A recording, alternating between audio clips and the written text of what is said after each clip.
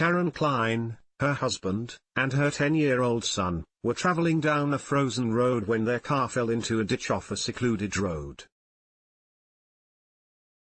With no help in sight and no cell phone reception, Klein did what any great mother would do. She started walking to find help. By the end of her journey, the brave mom would walk 26 freezing miles. Karen was headed to the Grand Canyon National Park with her husband Eric and their 10-year-old child. State Road 67, which leads to the canyon's north rim, is closed down for the winter. In response to the road closure, their car's GPS led them down several service roads. When the family realized the roads were not safe, it was too late. They attempted to turn around and instead were met with a snow-covered ditch. Eric waited in the car with their son, and after 24 hours he decided to hike up a hill where he found a little bit of cell phone reception. Rescuers eventually went in search of Karen and found her inside a guard shack that had closed for the reason. She hiked 26 miles for 30 straight hours and was almost unresponsive when they found her. She would make a decision and she would stick to it and never give up, her twin sister, Kristen Hass, told WFMZ. She would do it or she would die trying. After running out of food and water, she ate pine twigs and drank her own urine, her sister told the Morning Call newspaper. Karen had to remove her shoe to remove a piece of ice and couldn't get the shoe back on. Instead, she walked the last 4 miles with one bare foot. Karen was awake for 45 hours straight before she found the guard shack and hunkered down until help could arrive. She broke a window, climbed inside, and huddled up under some blankets that had been left inside. Her husband's action may have saved her life, but this brave mom was willing to do whatever it took to save her family.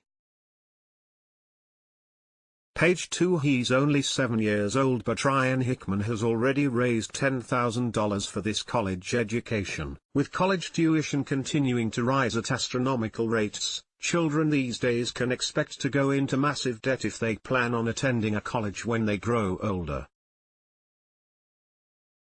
Hickman decided to get a jump start on the cost of college by setting out to recycle not only his own family's bottles but also those of his neighbors and friends.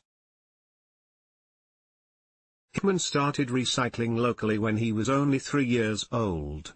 Jan's Recycling Center. He became interested in recycling the first time he visited a recycling center with his dad. Jan's Recycling. He started at home and then started working with friends and family. Jan's Recycling. The young man now runs a business called Ryan's Recycling. After 4 years of constantly recycling and dedicating parts of his week to collecting trash, Ryan saved $10,000.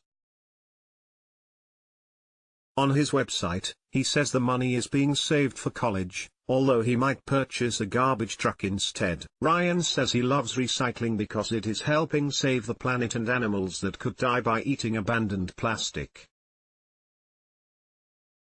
Jan's Recycling. He isn't just saving for himself, he has donated $1,624 to charity, and he was made youth ambassador for the Pacific Marine Mammal Center. This young entrepreneur even sells t-shirts for $13, and all of the proceeds from the shirt sales go directly to funds for the center.